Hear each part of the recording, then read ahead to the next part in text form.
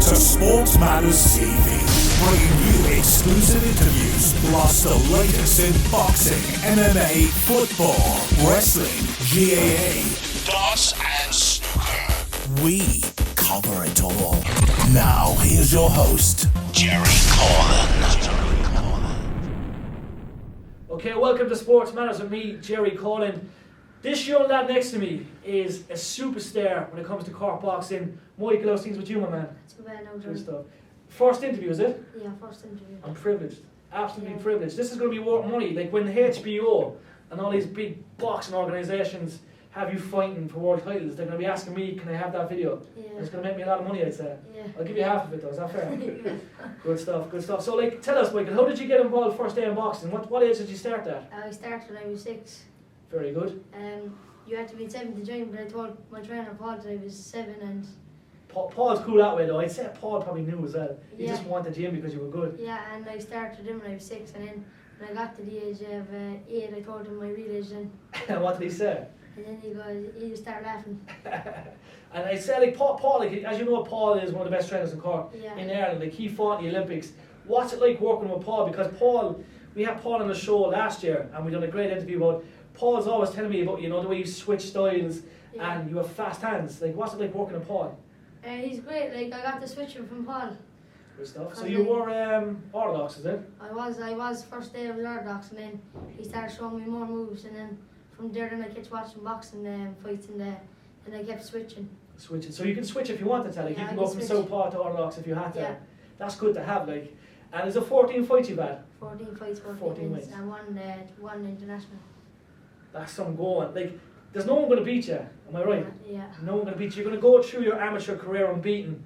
Tell us about the titles you've won. You've won so many titles. I won a county title, a Munster title, and an Irish title. And they're going to come back this year and win all more titles. More titles again. Yeah. And like, what's the schedule this year? So what you have coming up? There's a counties you said, yeah? There's counties coming up. There's Munsters again. There's my Irish, and there's cadets. And then if I win the cadets, I go to the Europeans. That'd be sick. Yeah. And what's the dream like when you get older? Obviously, you want to fight in the Olympics. Yeah. I want to be a pro boxer. Pro boxer, like. And what age do you think, like, you know, like the way you see all these young Olympians and then they turn pro, like, what age would you look to, like, if someone said to you, I say 18, you're really, really good, we want you to sign a professional contract, would you sign a professional contract at 18, or do you reckon you do the Olympics first? I do the Olympics first. And then go and sign pro I straight go away? to the Olympics and then go to Eastern. Good Sign stuff. straight away. And did you watch Micheal fight in the Olympics to see what happened to him? Yeah, he got robbed. He did, didn't he? But he's after signing a big deal with Top Rank, and Yeah. he's after getting $1 million straight Yeah, no. away.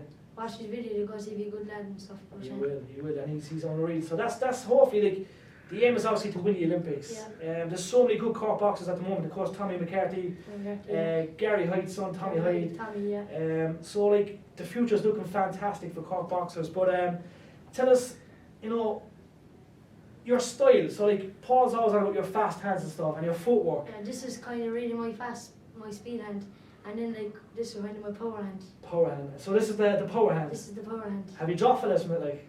Yeah. Right hand. Right hooks. Deadly. So that's your secret weapon if you need to use it. Yeah. And do you ever play with any boxers? Like, do you ever say to yourself, like, you know you have them, so do you ever toy with them, like, and move back and just say, I come need on, to make me get him tired, and then I just pull them out then. just stop him up or something. Good stuff. Like, you fought so many fighters already. Like, who's been the toughest you fought already? Can you name one fighter maybe that you've Toughest I fought, the toughest fight I had was down Limerick. Limerick. They're tough down that way, aren't they? They're tough down there now. Yeah, they're Tough, very tough, yeah. tough country. And tell us, I know Manny Pacquiao is your favourite fighter. What do you think about Manny? What's your favourite thing about Manny? The way he boxes, like, it's just, I don't know, like when he'd had like growing up too, like in Philippines. Yeah. And he was saying about like he thought when he grew up he'd have bowls of food and have the table and everything, he said. He used to have to go and get food for his family and his he'd sisters go- and stuff, yeah. And his uncle's trained him from day one, like. But I remember he took a fight when his first world title. I think he took the fight on 4 days' notice. So the guy that your man was supposed to fight pull out, And then many years. stepped in and he won in style. And then from there on he fought the likes of Ricky Hatton. I think he was unlucky against Mayweather. Yeah. Like maybe he wasn't right for that fight, but he's a great man. Yeah. And my friends were actually in Los Angeles for his not the last fight, the fight before that. And if you wait outside the wildcard gym, he goes for a run every day.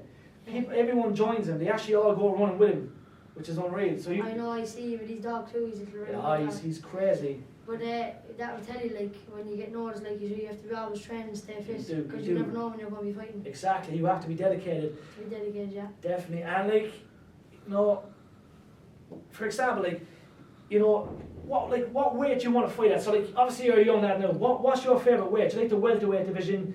Do you know? Do you like the strawweight? What would you like to fight at? Lightweight. Lightweight. It's a tough weight as well. Like, but no better boy for it. No better boy. And tell us, you know, obviously the Olympics is the goal. Like, we've seen so many fighters like Coughlan, Paddy Barnes, Katie Taylor. What do you think of Katie Taylor first of all fighting? Do you think she's brilliant, yeah. She is though, and she's very good. Yeah, like, she's had turning pro now too. She has, yeah, and I think she's after 3 fights, and I think they're going to say she's going to fight in Madison Square Garden. Yeah. I think Colin's fighting, is it Paddy's weekend or something? So they said that she's going to fight there as well, so that'll be pretty good. Yeah, no.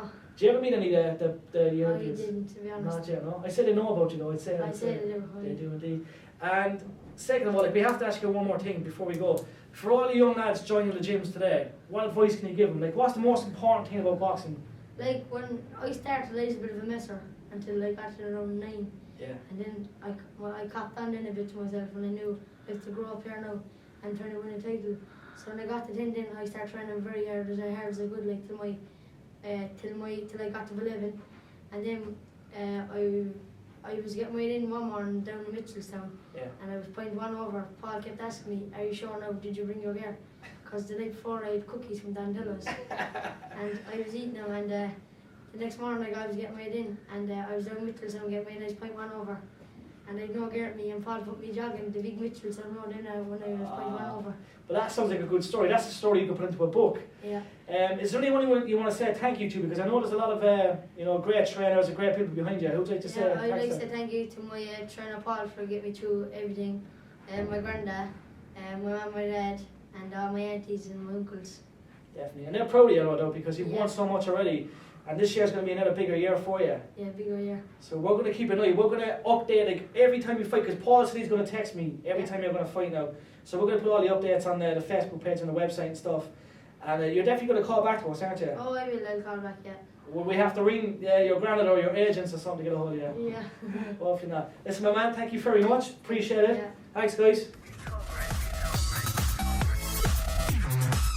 Check out all the latest interviews with Jerry and the Stairs weekly on Sports Matters.